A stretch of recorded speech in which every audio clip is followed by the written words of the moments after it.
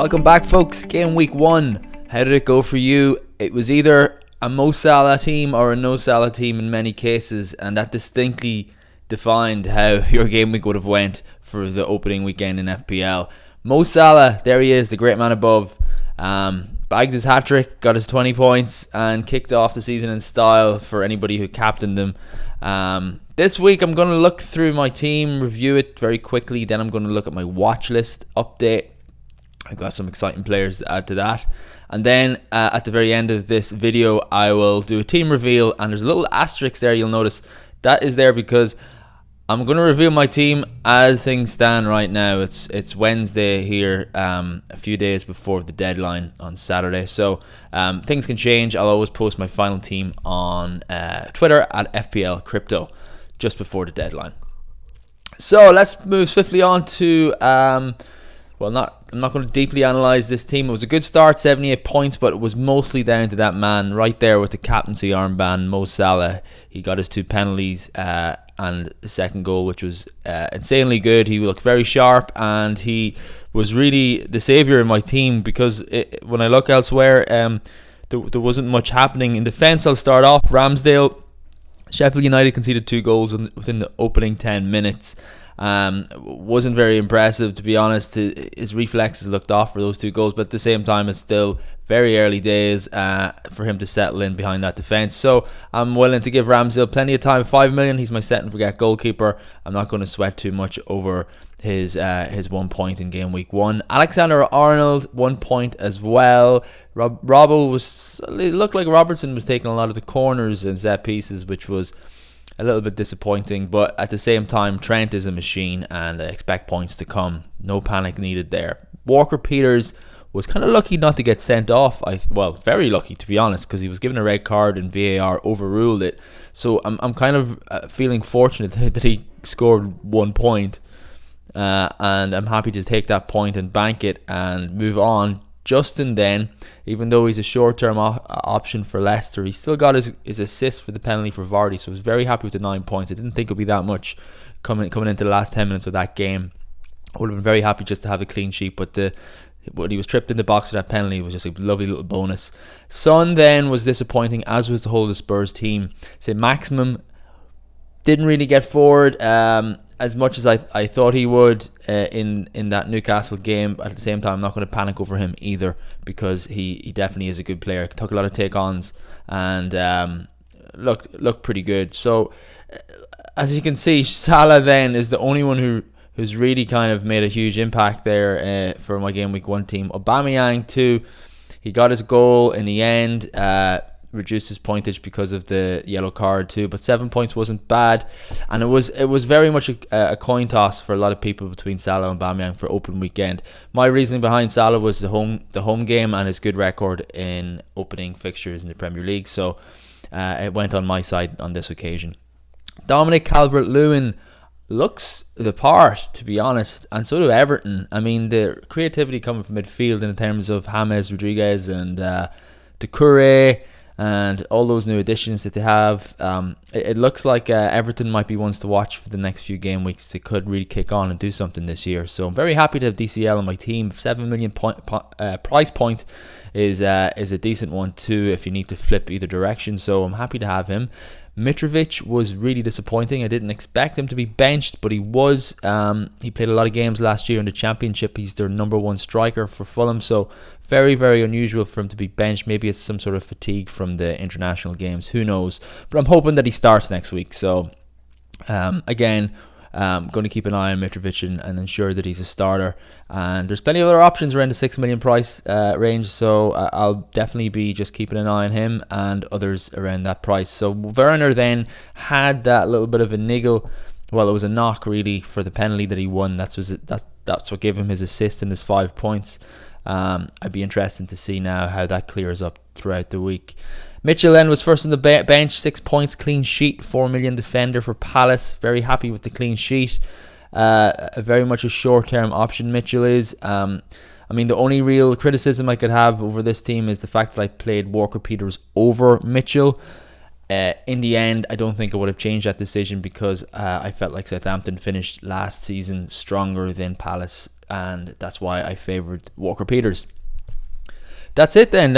78 points scored. Game week rank 376 251, which is a good start, I have to say. Now I'm going to put up every score that I get throughout the 38 game weeks. They're not always going to be as good as this, and well, most certainly not. And there's going to be captaincy fails in there. There's going to be a lot of things going wrong. So please shout out in the comments there what you scored. Now, it doesn't matter if it's terrible. It doesn't matter if it's great. I think the average was 50 points. Whether you're above or below, I want to hear what you got.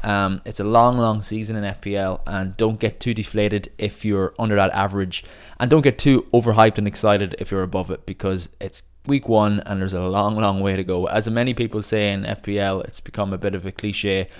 It's a marathon, not a sprint, and it applies well to this game. So you see then 2019-20 rank 1840. What I'm trying to do is I'm trying to beat my last year's rank and maybe break into the top 1k. I mean, that is high ambitions. It's very difficult to get anywhere close to those lows, but I'm going to try my best, and then here's my difference. So I'm going to just track it that way. It's just a fun way for me to keep track and remind myself of last season and what my aims are and objectives for this season.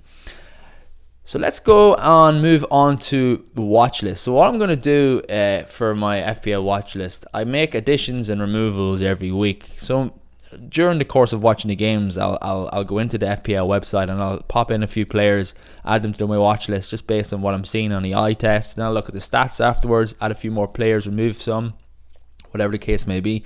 And I'm just trying to formulate a transfer watch list for at different price points across my team, for players that I want to keep an eye on when they're playing in the next few weeks, and to see if they're viable options in my team if they're needed. So Kevin De Bruyne, what I'm going to do is I'm doing a premium, I'm going to do a mid-range, and I'm going to do a budget addition to my watch list. And then there's a few other ones that I've removed that I'll go through later.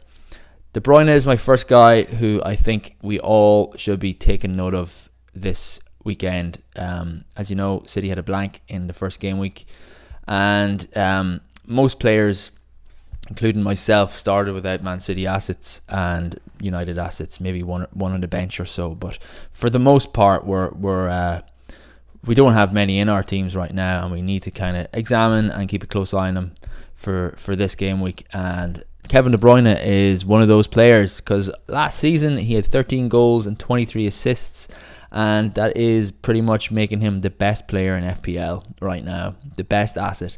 And only 30% of us own him because of the fact that there was that blank in game week 1.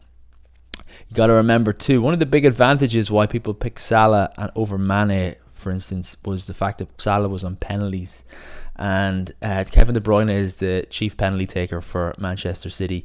He's on free kicks and set pieces too. So I think it's very important to realise that when you're looking at your toss up between KDB or maybe a Sterling or someone like that who's not on penalties.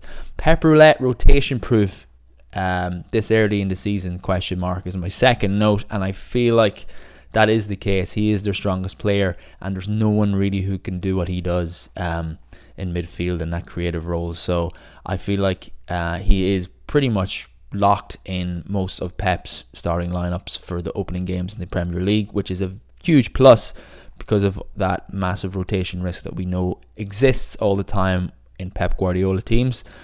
Then the next point I've made is his haul potential. So last season, Kevin De Bruyne had 10 double-digit haul. A double-digit haul is when you score over 10 or above points in FPL in a single game week, and that makes him a very reliable captain, folks. Because if he scored 10 double-digit hauls out of 38 game weeks, that's pretty much 1 in 4, which is a very good ratio.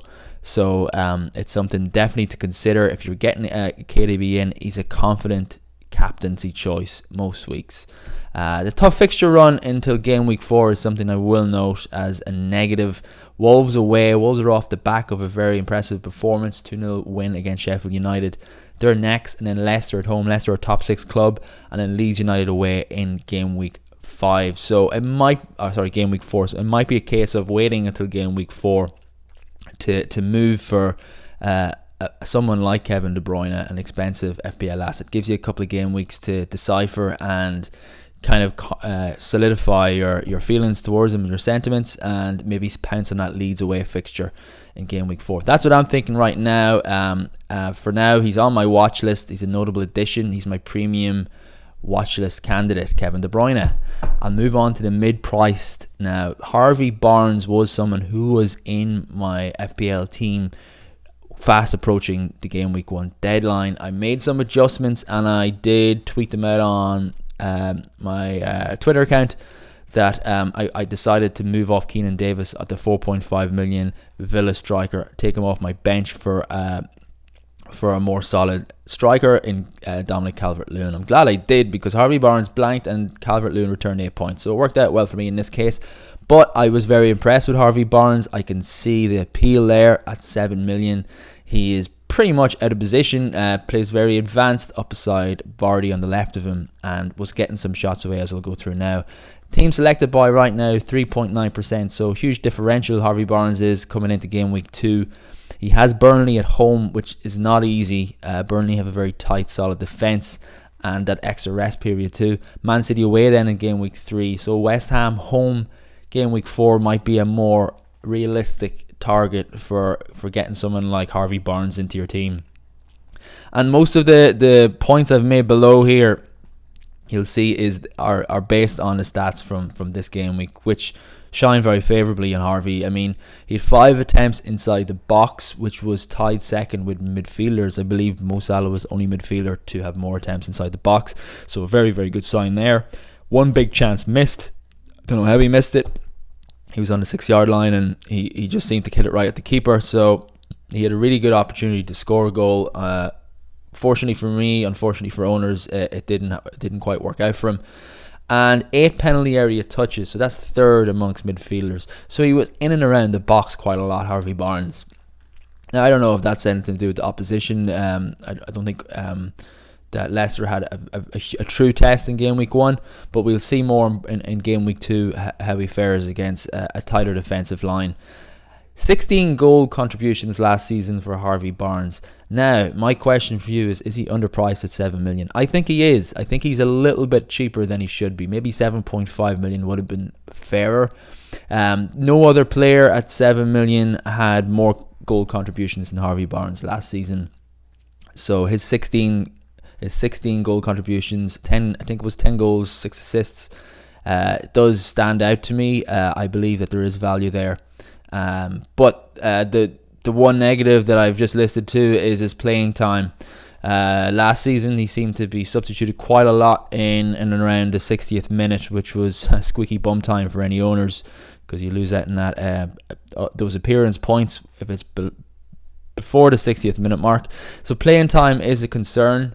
I do feel like he is long-term plans for Brendan Rodgers is to have this guy as a big time player for Leicester. So I'm hoping that he plays more now, and it's a good sign. He played most. I think he played 90 minutes actually the first game, so very, very good sign. The other negative is his finishing ability. I mean, he does need to work on his finishing. The fact that he had 5 attempts inside the box and it didn't really look like scoring with any of them. He just needs to be a little bit more clinical in that side of things. So definitely one to watch. Notable addition mid-price is Harvey Barnes. The notable addition for budget watch list is Abdoulaye Doucoure. So we all know this guy from his previous seasons in FPL. He's 5.5 million, which is a very interesting price point. There's a lot of people with players like I have, like Saint Maximum, maybe a Bukayo Saka, someone in their team that just not cutting the mustard, and they need to look at options, viable replacements. This guy's high up on my list based on the Everton start, was the strong Everton start against Spurs first and foremost, but also this fixture run. So next 3 for Everton is West Brom at home, Crystal Palace away, Brighton at home. 2 home fixtures, 3 green FDR fixtures. Looking really, really positive for Everton. I know it's still quite early in the season and they've got a newish squad, but initial impression is that Everton are going to do something this year. If you look at Doucoure's history in FPL, maybe just looking back at last season, he got 4 goals and 4 assists, and that was in a much weaker squad. I mean, Watford were relegated, as we all know, and it's a fairly modest return, reflected in his price tag. But the main point I'm going to make about Doucoure is the fact that he looked like a real creative force in the first game against Spurs. He created 4 chances in that game, and that's tied second for overall in FPL. I think James Rodriguez, his new teammate, created 5 chances, so he was ahead of the game there. But very, very impressive for which Doucoure, who is kind of like a box-to-box midfielder, quite deep-lying at times, but he does make sprints and runs forward and can score, as we know. The negative here is definitely the fact that we're basing this off one result. Everton are getting used to a new system, so when they're more settled and there are a couple more games under the belt, we might have a better impression on where Doucoure's role lies in the team, and also the stats tend to balance out an average over a few game weeks, so maybe he won't be bombing forward or that creative outlet as much in the next couple of weeks. We'll see. He's definitely my notable addition for this week though on the watch list. 2.6% ownership too, so quite a differential right now. I can see if he gets a return against West Brom, an explosion in ownership there for Doucoure, so let's keep an eye on him. Other additions to the watch list then, of course, all Man United assets are now on the radar, and that includes Rashford, Bruno Fernandes, Mason Greenwood, Anthony Martial, even Van de Beek. All those guys are very, very much on the watch list. This week we're going to see how they get on against Palace at home. Man City assets too are all ticked onto the watch list. Raheem Sterling's there. Aymeric Laporte is there, as I mentioned already. Kevin De Bruyne, very much so, and then Sergio Aguero. Let's not forget about him. He's coming back into full fitness after his surgery during the summer, so very, very much eyes upon him. He might not start this weekend, but I'd like to see him get a few minutes, maybe 30-40 minutes, and it'll be interesting to see if he continues in the way he's been playing all his career, just like a really clinical, amazing goal scorer and point scorer in FPL. Everton assets, Doucoure is on there already, as you know. Lucas Digne has to go on there for his assist for that Calvert-Lewin goal. He's also on corners, a lot of free kicks and set pieces. And then I think Richarlison would be added, and James Rodriguez. James Rodriguez was 7.5 million. He was he stood out a lot for Everton in that Spurs win. So it'd be interesting to see if he continues that way. There was kind of question marks over his fitness beforehand.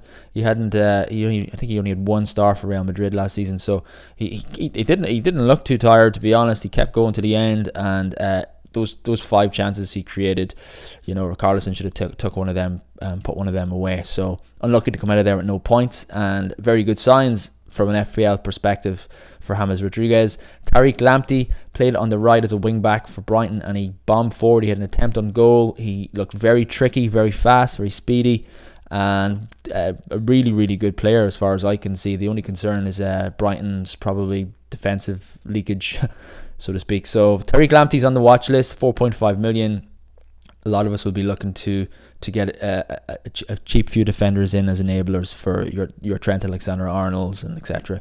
So Callum Wilson is also going on there. He could be the talisman for Newcastle this season. He scored a great poacher's goal in game week 1, which you always love to see. You love to see your forwards scoring tap-ins. It's always a really, really good sign of things to come. James Maddison, back to full fitness, came on for a cameo in Leicester's opening game, so I'd like to see him play a little bit more. He did very well for me last season, and he's also only 7 million, so it could be a very cheap way, a very budget friendly way of getting into that Leicester team. Reece James, 5 million. Concerns over his starting place in that team. Azpilicueta was benched and usually plays in his roles, so I don't know what's going to happen there. Amazing goal and assist, 3 bonus points in the first game, so fantastic 14-point score for Reece James, but I still think it's quite early to move for him. We'll just see how that team settles and pans out. And then Wilfried Zaha is an interesting one. He had a great pre-season, scored plenty of goals for Palace, and he's continued that pre-season form into the opening game week. He scored a goal, probably should have scored a couple more. Looked very, very sharp, played up front pretty much. alongside Jordan Ayew. So not really tucked in the wing as much as he was last season, and looked really good. So I think Zaha definitely is a contender, and he's also only 7 million. So you can see 3 or 4 really good options developing around the 7 million mark in midfield this year. Concern with Zaha is that he could end up playing for a completely different club before the end of the transfer window. So definitely something to monitor. Let's look at the removals then. So there's some guys that came straight off the watch list. Vinagre didn't start. He's the 4.5 million winger for, he's a defender, but plays wing back for Wolves. It doesn't look like he's going to have a place in that team, at least a week-to-week place. Dele Alli was pulled off, hooked at half-time, I think. 45 minutes played. I just have that feeling about Ali that Mourinho doesn't trust him, and maybe there's a little bit of ructions in the camp, but Ali, for me, just you can't have a midfielder coming off after 45 minutes. It's just really bad signs ahead for something like that to happen. Dyer and Davies are removed. I kept Doherty on my watch list because I do feel like if I was going to go into that Spurs defense, it would be the premium Doherty at 6 million. He could have scored, and he was kind of marauding forward a lot in that game. Was absolutely very tired at the end of it because he's trying to do the defensive side of things as well as the attacking side of things, not something he was used to at Wolves. But anyway, Dyer and Davies are coming off. I think Spurs have quite a packed schedule as well coming up too, so I'm not interested right now for them. I might go back to them later in the season. Stuart Armstrong's injured, he's coming off. Thomas for Leicester didn't start, don't think he will. Castagna played instead and scored a goal, so definitely not going to get his place back anytime soon. Bukayo Saka didn't start. He was always a risk. I was tempted to go with him for my 5.5 million option. I'm glad I didn't now. He will play games, but not every week, and that's a problem with FPL. You want week in, week out starters. And Diogo Jota kind of tempted me a little bit towards the end of the deadline. I mean, he was 6.5 million and he was reclassified as a midfielder this year, but it looks like Pedro Neto and Podence are going to play just as much as Jota, so that rotation issue is just means he's in the bin. He's off the watch list. Unfortunately, that's just the way it goes. A lot of good players in FPL, not all of them are suitable for your team. That's it. I'm going to look at my game week 2 reveal. So as I said, this is a temporary reveal. My finalized team will be posted on Twitter before the deadline, so don't forget to go onto Twitter and follow me at FPL Crypto. Ramsdale stays in goals. First and foremost, there's no transfers here. I'm rolling. I set up my game week team for the opening game week as if I was playing game week 1-2 without any transfers, and that's the way it's going to stay. So Shaw comes off the bench, and I'm going to play him ahead of Walker Peters. Shaw has a home fixture against Crystal Palace, and I'm hoping United get their campaign off to a clean sheet start. Justin Trent either side of him, and then the captaincy armband is going on to Pierre-Emerick Aubameyang, and the vice is going on to Salah, sticking to the original plan of captaining Salah at home in game week 1 and then captaining Aubameyang at home in game week 2. The rest of the team picks itself pretty much a maximum, and Son get another chance. Calvert-Lewin, who I'm excited about up front. Mitrovic hopefully starts this time, and then Timo Werner. Now that flag is a slight concern. Early comments from Frank Lampard and Timo himself. I can only assume that it's a little bit of swelling, and it should be fine. It's a dead leg officially, so he should be okay for Liverpool at home. He looked very good, very speedy, and he looked excellent. I think Werner will be able to adapt to the Premier League very, very quickly. The bench kind of picks itself too. Walker Peters for sub. I'm burying Tyreek Mitchell because as sub 3 because I do believe that United will score against Palace. So let me know who you guys are thinking about for your own captaincy. Any thoughts, any transfer decisions you've got to make, pop them in the comments. I'll try and respond to everybody. And I wish you all the best of luck for game week 2. Now I'm going to do a little bit of cleaning up on, not really cleaning up, but just kind of have a browse over the FPL Crypto League. So the leader with 109 points is a joint lead. Nick Breyer scored 109 points with a really nice team. Salah captaincy, of course, but he also had Vardy, James and Saiss in there. So he leads The FPL Crypto League with 109 points, alongside Vera Movin, who played his bench, him or her played bench boost. He got Reece James points, 14 points off the bench, along with a clean sheet from Patricio. So that elevated him to 109 points too. Really good start there for those people. Super Brew, the leader in Super Brew after one game week is 1-2 Mane. And 1-2 Mane got 12.5 points, and that 12.5 points consisted of 6 results guessed correctly out of the 8 games, which is really good. He had 2 exact scores in there as well. So well done, Jeff Scott. Very, very impressive start. Keep it up, mate. And we'll see what you come up with for game week 2. That's it, folks. I wish you all the best and a lot of green arrows, hopefully for all viewers. Don't forget to hit the subscribe button and follow me on Twitter. And I'll chat to you all next week.